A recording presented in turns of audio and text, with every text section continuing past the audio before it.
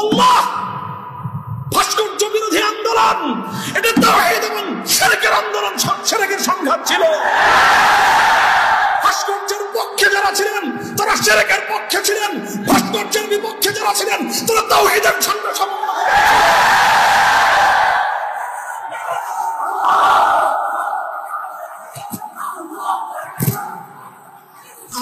আমি আবার বলছি, এদেশে ভাড়াটিয়া থাকবো না,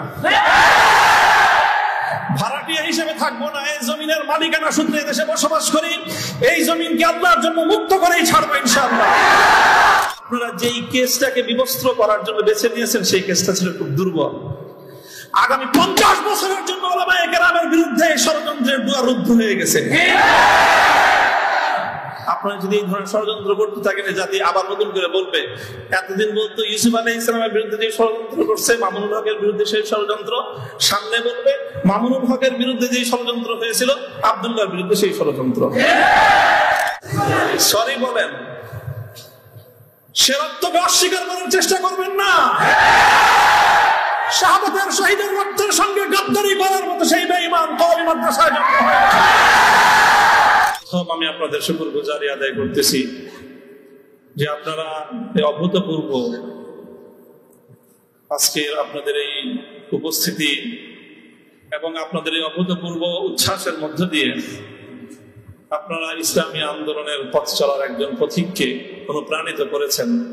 আল্লাহ রাব্বুল আলামিন আপনাদের সকলকে এর উত্তম বিনিময় জাযায়ে খায়র নসিব করুন। আমিন। কাটা কাটা কয়েকটা কথা আমি বলবো, সময় দীর্ঘ নয়। আর সকলে উপলব্ধি করতে পারতেছেন যে আমার প্রতিটা কথাই এখন এটা অনেক বেশি পরিমাপ করা হচ্ছে, দেখা হচ্ছে যে আমি কি বলি। আপনারা যতটুকু মনে করতেছেন যে শুধু একটা কর্তৃপক্ষ দেখতেছে, তা না, দুইটা কর্তৃপক্ষ দেখতেছে, এবং একটা কর্তৃপক্ষ আরেকটা কর্তৃপক্ষ থেকে অনেক বেশি প্রবল। একটা জমিনের কর্তৃপক্ষ আর একটা আসমানের কর্তৃপক্ষ। আমি আপনাদের কাছে দোয়া চাই, জমিনের এই কর্তৃপক্ষের প্রভাব থেকে আসমানের কর্তৃপক্ষের প্রভাব যেন আমার উপর বেশি থাকে। আল্লাহ রাব্বুল আলামিন যেন আমাকে আল্লাহর গোলাম হিসেবে তার নিকটেই যেন আমার মাথাকে অবনত রাখেন। এই দোয়াটুকু আপনারা সকলে আমার জন্য নিভৃতে একান্তে করবেন। দ্বিতীয় কথা, এখানে আমার জন্য অনেক কথা বলা হয়েছে, আমাকে উৎসাহিত করার জন্য এটাই বলা হয়েছে। উৎসাহিত করার জন্য কিছু প্রশংসামূলক বাক্য আলোচনা করা হয়েছে। শাইখুল হাদিস আল্লামা আজিজুল হক রাহমাতুল্লাহি আলাইহির শানে আমরা এই কথাগুলো বলতাম। সময়ের এতটা অল্প ব্যবধানেই সেই কথাগুলো যে আমার সন্তানেরা যারা বলেছে আমি সন্তানই করবো, ছাত্ররা তোমাদের কাছে মুফতি সাঈদ হয়তো অনেক বড় শিক্ষক হতে পারে, আমার কাছে ওই সাঈদ, তারা আমাদের সন্তান, তারাও আমাদের সম্পর্কে সেই কথাগুলো বলেছে।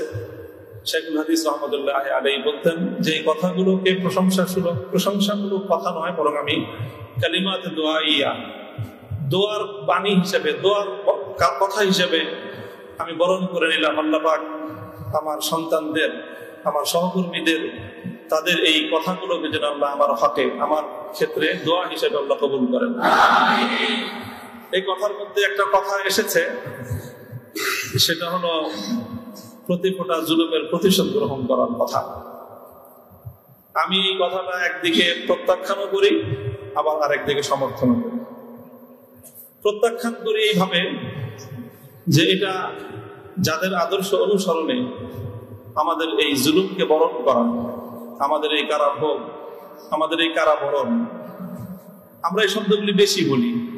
কি বললাম? কারাভোগ, কারাবরণ।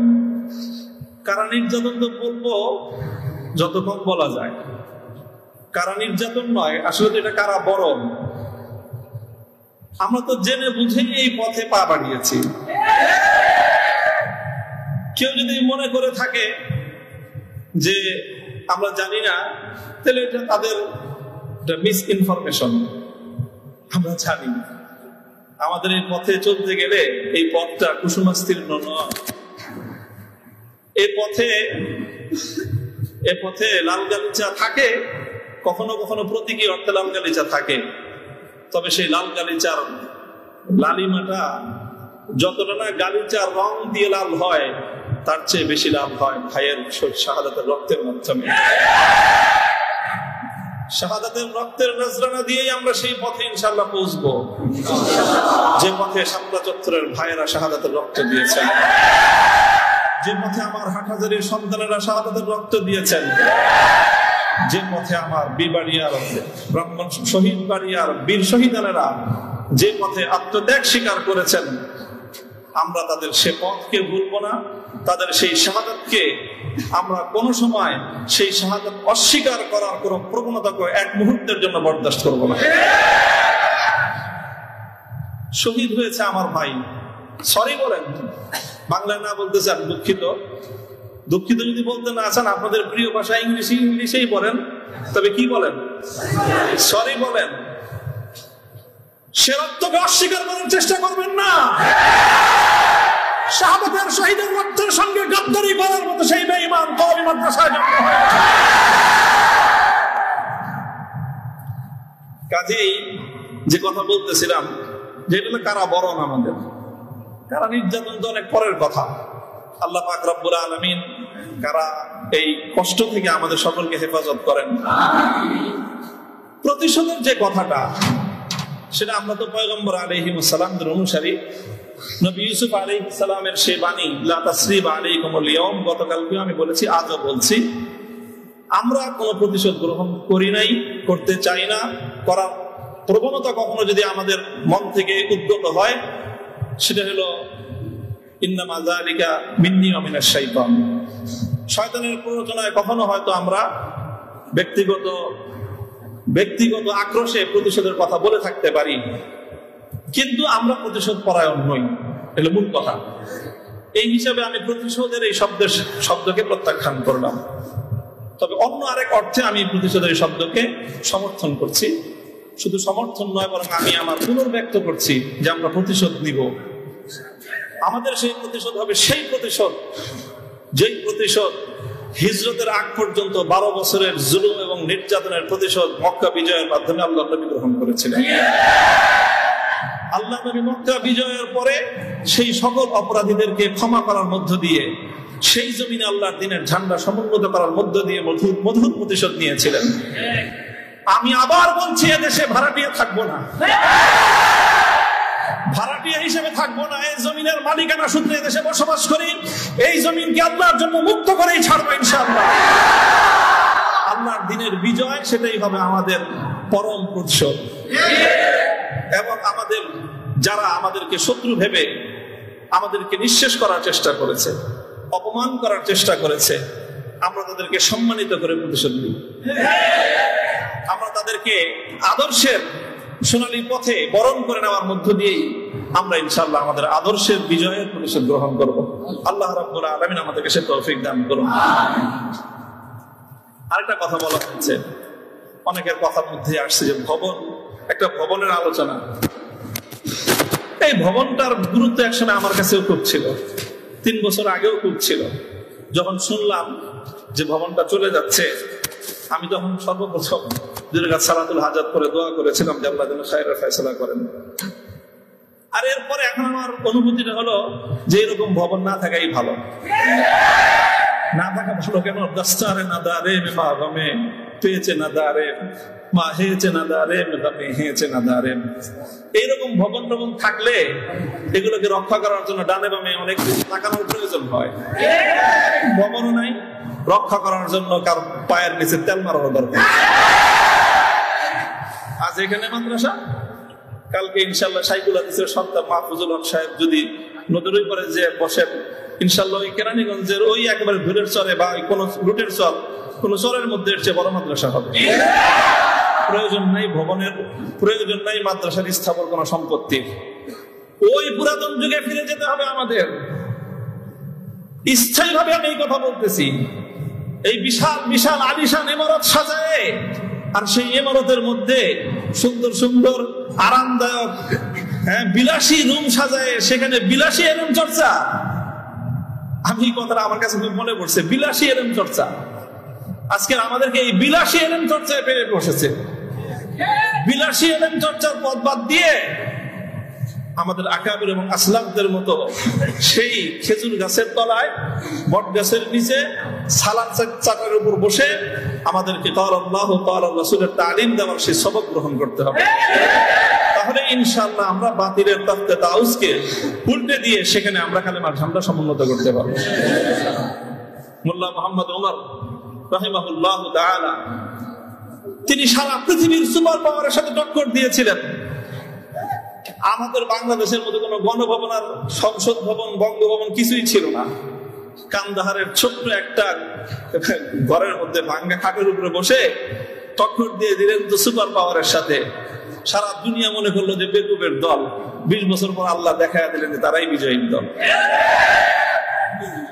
তবে একটা দুঃখ আমার, আমি এই গোটা প্রসঙ্গের সঙ্গে যারা যারা সম্পৃক্ত অধিকাংশই আমার সম্মানিত, অনেকে আমার মুহতারাম উস্তাদ, শুধু উস্তাদ না, অনেকে এমন আছেন যারা উস্তাদ মুকাব্বিব, অর্থাৎ আমি আমার মতো করে শাইখুল হাদিস রাহমাতুল্লাহি আলাইহি আমাকে যাদের তত্ত্বাবধানে গড়ে তোলার চেষ্টা করেছেন, শুধু আমাকে না, আমার ভাইদেরকেও, মাহফুজ সাহেব হুজুর এবং আমি, আমরা দুইজন বিশেষ করে, ওনারা অনেকে এখানে আছেন। কাজে তাদের মধ্যে কোনো ধরনের অসম্মান হয়, অমর্যাদা হয়, সেই কথা আমি বলবো না। কখনো ভুলে বলে থাকলে সেটার জন্য আমি নিঃশর্ত ক্ষমা প্রার্থনা এখনো করছি, যে কোনো সময় করব, যে কোনো ভাবে করতে হয় করব। তবে একটা কথা, দুঃখের কথা, হৃদয়ে রক্তকরণের একটা কথা, সেটা যদি আমার বাবার দ্বারা সেই ভুলটা হতো আমি বলতাম। সেই ভুলটা যদি এখন আমার অভিভাবক মাহফুজ সাহেব যদি সেই ভুল করেন সেটাও আমি বলবো। সেই ভুল যদি আমিও করি, আমাকেও যেন আল্লাহ পাক সেই ভুলটা অনুভূতি দান করেন। সেটা হলো যখন এদেশে মূর্তির বিষয় নিয়ে বিতর্ক তৈরি হলো, ভাস্কর্য নামে জাতীয় পর্যায়ে মূর্তি তৈরি হবে কি হবে না এই বিষয়ে যখন বিতর্ক, তখন আপনারা সেই বিতর্কের মঞ্চে ডিজিটাল ছবি তোলাটা কতটা বড় অপরাধ, কতটা বড় অন্যায়, কত বড় গুনাহ, সেই মাসলা নিয়ে আসলেন। দুঃখটা এই জায়গায়, আপনারা সেই মাসলা উত্থাপন করে তখন এই মূর্তি এবং ভাস্কর্যকে প্রকারান্তরে বৈধতা দেওয়ার চেষ্টা করেছেন। আপনারা বোঝানোর চেষ্টা করেছেন যে আজকের একটা ছাত্র ফেসবুকে তার ছবি আপলোড করা যতটুকু বড় অপরাধ, বাংলাদেশের স্বাধীনতার স্থপতি বঙ্গবন্ধু শেখ মুজিবুর রহমান সাহেবের 60 ফুট লম্বা ভাস্কর্য নামক মূর্তি স্থাপন করা সমান অপরাধ। এটা বোঝানোর চেষ্টা করেছেন আপনারা। ব্যাপারটা কি এক? এটাই হলো দুঃখ যে এই কাজটা সামনে করেন না আপনারা যদি ভাস্কর্যের বিরোধিতা করতে ভয় পান তাহলে আমি আপনাকে দোষারোপ করব না। তবে ভাস্কর্য নামক এই সকল শিরকি সংস্কৃতির বিরুদ্ধে যারা কথা বলবে, তাদের প্রতিপক্ষ হয়ে মাঠে গিয়ে এই ধরনের বিতর্কিত মাসলা উত্থাপন করে জালিমের এবং যারা মূর্তি পূজারীদের দোষর, তাদের অবস্থানকে সম্মত করবেন। আমি জানি না, যদি বুঝে করে থাকেন গফরাল্লাহু লাকুম, আল্লাহ আপনাদেরকে মাফ করুন। আপনি যদি বুঝে শুনে করে থাকেন আখাফু আলাইকুমুশ শিরক, আখাফু আলাইকুমুশ শিরক, না বুঝে করে থাকেন, সেটাই আমার ধারণা যে আপনারা অনেক বড় বড় আলেম, রাজনৈতিক প্রজ্ঞা আপনাদের কিছুটা ঘাটতি থেকে থাকতে পারে এই ক্ষেত্রে অন্তত। কাজেই এই জায়গাটায় বিলম্ব হলে আপনারা কথা বলেন, বিলম্ব হলে কথা বলেন, ইতিহাস আপনাদেরকে ক্ষমা করবে না। মনে রাখেন না যে আমরা হেফাজতে ইসলামের কিছু নওজওয়ান আলেম এবার যেটা করছে, সরকার একটা ভালো বুদ্ধির কাজ করছে। আগের অতীত থেকে তারা শিক্ষা নিছে। তো শাইখুল হাদিসের মতো, মুফতি আমিনী সাহেবদের মতো বৃদ্ধ মানুষদেরকে তারা আটকায় জাতির কাছে তারা একটা বিশেষ বড় ধরনের একটা আসামের কাঠ করে দাঁড়ায় গেছিল। এবার তারা আমাদের মুরব্বীদেরকে কারো গায়ে স্পর্শ করে নাই, শুরুই করছে মামুনুল হক থেকে, যে এদের হাত পাগুলি সব ভাঙে দাও, তাইলে এই বুড়া মাথা যেগুলো আছে সেগুলো আর কি করবে, এই পলিসি নিছেন। তো কাজেই যেটা করেছেন সেটা হলো, আবারও বলছি, যে এই ধরনের যখন তাওহীদ এবং শিরকের লড়াই হয়ে দাঁড়াবে, আল্লাহ ভাস্কর্য বিরোধী আন্দোলন, এটা তাওহীদ এবং শিরকের আন্দোলন, শিরকের সংঘাত ছিল। ভাস্কর্যের পক্ষে যারা ছিলেন তারা শিরকের পক্ষে ছিলেন, ভাস্কর্যের বিপক্ষে যারা ছিলেন তারা তাওহীদের সঙ্গে সমন্বয়।